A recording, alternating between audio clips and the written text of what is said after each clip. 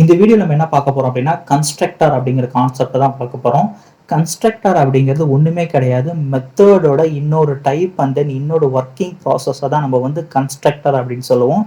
Method அப்படிங்கிறதும் constructor அப்படிங்கிறதும் ஓரளவுக்கு ஒரே மாதிரியே தான் ஒர்க் ஆகும். ஸோ இந்த கோடு வந்து முடியும் போது நீங்கள் எக்ஸாக்டாக கன்ஸ்ட்ரக்டர் அப்படிங்கிறது என்னங்கிறத புரிஞ்சுக்குவீங்க. ஸோ எப்பயும் போல நான் வந்து கிளாஸ் எக்ஸாம்பிள் அப்படின்னு சொல்லிட்டு ஒரு கிளாஸ் கிரியேட் பண்ணிக்கிறேன். அண்ட் தென் அதை ஒரு எம்டி கிளாஸை வந்து வச்சுக்கிறேன். அண்ட் தென் இந்த எக்ஸாம்பிள் கிளாஸுக்கு ஒரு ஆப்ஜெக்ட் கிரியேட் பண்ணிட்டு அதை வந்து EXP அப்படிங்கிற ஒரு ரெஃபரன்ஸ் வேரியபிளால் இங்கே வந்து ரெஃபர் பண்ணிட்டேன்.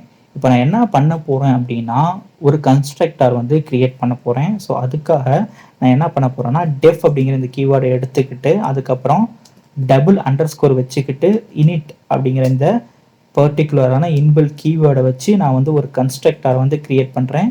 ஸோ இதோட ஸ்ட்ரக்சரை பார்த்தீங்க அப்படின்னா நமக்கு எக்ஸாக்டாக நம்மளோட ஒரு பர்டிகுலர் மெத்தட் எப்படி இருக்கோ அதே மாதிரியே இருக்கும்.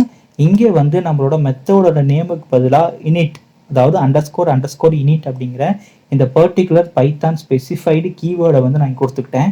இந்த ஸ்ட்ரக்சரை தான் நம்ம வந்து கன்ஸ்ட்ரக்டர் அப்படின்னு சொல்லுவோம். ஸோ இப்போ நான் என்ன பண்ண போகிறேன் அப்படின்னா இதுக்குள்ள பிரிண்ட் ஹாய் அப்படிங்கிறத இங்கே வந்து பிரிண்ட் பண்ண போகிறேன். இந்த பர்டிகுலர் கிளாஸ்க்குள்ளே நான் வேற எந்த ஒரு மெத்தடையும் கிரியேட் பண்ணல. ஸோ கிளாஸை மட்டும் கிரியேட் பண்ணிட்டேன்.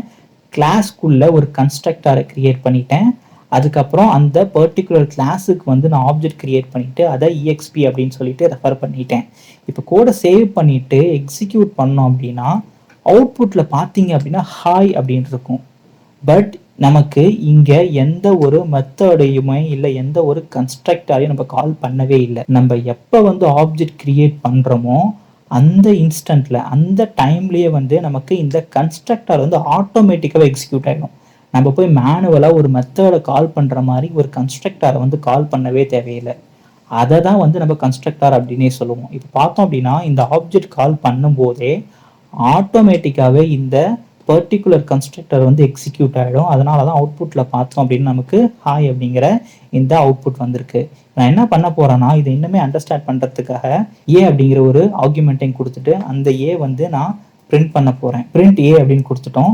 இப்போ என்ன கொஸ்டின் அப்படின்னா எப்படி இந்த ஏக்கு வந்து நம்ம வேல்யூ பாஸ் பண்ணுறது அப்படிங்கிறது தான்.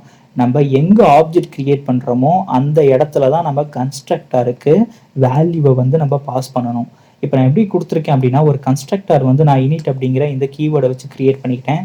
செல்ஃப் அப்படிங்கிறது நமக்கு ஆட்டோமேட்டிக்காக என்ன பண்ணும் அப்படின்னு தெரியும், அதை எப்படி யூஸ் பண்ணணும் அப்படின்னு நமக்கு இப்போ தெரியும். அண்ட் தென் நெக்ஸ்ட் வந்து ஒரு ஆர்குமெண்ட் கொடுத்துட்டேன். ஸோ ஒரு கன்ஸ்ட்ரக்டர் எப்போ எக்ஸிக்யூட் ஆகும்னா ஆப்ஜெக்ட் எப்போ கிரியேட் ஆகுதோ அப்போ தான் அந்த பர்டிகுலர் கன்ஸ்ட்ரக்டர் வந்து நமக்கு எக்ஸிக்யூட் ஆகும். ஸோ நம்ம எங்கே ஆப்ஜெக்ட் கிரியேட் பண்ணுறோம் அப்படின்னா எக்ஸாம்பிள் ஆஃப் அப்படின்னு ஒரு ப்ராக்கெட் போடும்போது நமக்கு ஒரு பர்டிகுலர் கிளாஸுக்கு வந்து ஆப்ஜெக்ட் கிரியேட் ஆகுது. ஸோ கன்ஸ்ட்ரக்டர் வந்து ஆப்ஜெக்ட் கிரியேட் பண்ணும்போது தான் எக்ஸிக்யூட் ஆகும் அப்படிங்கிறதுனால இந்த பர்டிகுலர் ஆப்ஜெக்ட் கிரியேட் பண்ணும்போதே நான் 10 அப்படிங்கிற வேல்யூ வந்து பாஸ் பண்ணிடுறேன். ஸோ இந்த 10 வந்து நமக்கு எங்கே வரும் அப்படின்னா இங்கே ஏ அப்படிங்கிற இந்த இடத்துக்கு வந்துடும். ஸோ கன்ஸ்ட்ரக்டர் வந்து ஆட்டோமேட்டிக்காக எக்ஸிக்யூட் ஆகிறதுனால நமக்கு ஆட்டோமேட்டிக்காக இந்த ஆப்ஜெக்ட் கிரியேட் ஆகும்போதே 10 அப்படிங்கிற வேல்யூ வந்து நமக்கு பிரிண்ட் பண்ணிடும். கோடை சேவ் பண்ணிவிட்டு எக்ஸிக்யூட் பண்ணிவிட்டு அவுட்புட்டில் பார்த்தோம் அப்படின்னா 10 அப்படிங்கிற வேல்யூ வந்து இங்கே நமக்கு பிரிண்ட் ஆகி இருக்கும். கன்ஸ்ட்ரக்டரோட இன்னொரு அப்ளிகேஷனை பார்க்கறதுக்காக நான் என்ன பண்ணுறேன் அப்படின்னா இங்கே ஆல்ரெடி கொடுத்துருக்க எல்லா ப்ராசஸையும் இங்கேருந்து ரிமூவ் பண்ணிவிட்டு இப்போ நான் என்ன பண்ண போகிறேன் அப்படின்னா பிளைண்டாக self dot A equal to 10 அப்படின்னு கொடுத்துக்கிறேன். அதே மாதிரி self dot B equal to 20 அப்படிங்கிற இந்த ரெண்டு வேல்யூஸை வந்து நான் இங்கே அசைன் பண்ணிக்கிறேன்.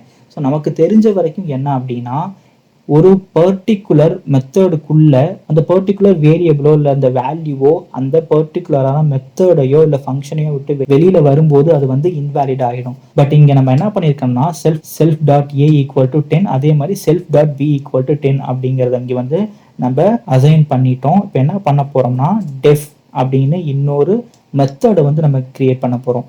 ஒரு கிளாஸுக்கு ஒரே ஒரு கன்ஸ்ட்ரக்டர் மட்டும்தான் இருக்கணும்.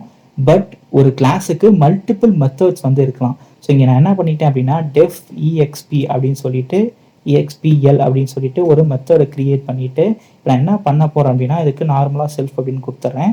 அண்ட் தென் இந்த மெத்தடுக்குள்ள நான் இந்த self A and then self பின்னு சொல்லிட்டு நம்ம கன்ஸ்ட்ரக்டரில் இங்கே வந்து கிரியேட் பண்ணி வச்சிருக்க இந்த வேல்யூஸை வந்து நான் EXPL அப்படிங்கிற நம்ம இந்த மெத்தடுக்குள்ளே வந்து பிரிண்ட் பண்ண போகிறோம். So print self dot A அதே மாதிரி print self dot B. So இந்த வேல்யூவை பிரிண்ட் பண்ணிட்டோம். இப்போ என்ன பண்ணணும் அப்படின்னா, இந்த ஆப்ஜெக்டை வச்சு exp டாட் நம்மளோட மெத்தோட வந்து கால் பண்ணணும். ஸோ இந்த இடத்துல 10 அப்படிங்கிறது நமக்கு வந்து தேவையில்லை, அதனால இந்த 10 வந்து ரிமூவ் பண்ணிட்டோம்.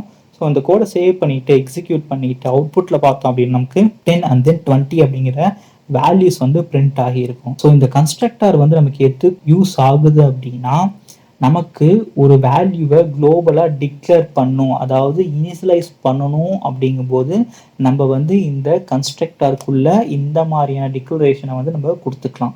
ஸோ நான் வந்து இங்கே ஆப்ஜெக்ட் கிரியேட் பண்ணிட்டேன். ஆப்ஜெக்ட் கிரியேட் பண்ணிவிட்டு இந்த EXPL அப்படிங்கிற மெத்தடை கால் பண்ணும்போது நமக்கு இந்த பர்டிகுலர் மெத்தட் வந்து எக்ஸிக்யூட் ஆகும். இங்கே கன்ஸ்ட்ரக்டரில் self dot A equal to 10 and then self dot B equal to 20 அப்படின்னு கொடுத்து இந்த மாதிரியான வேல்யூஸ் அசைன் பண்ணும்போது இது வந்து நமக்கு குளோபல் வேரியபிளாக வந்து இது கிரியேட் ஆகிடும்.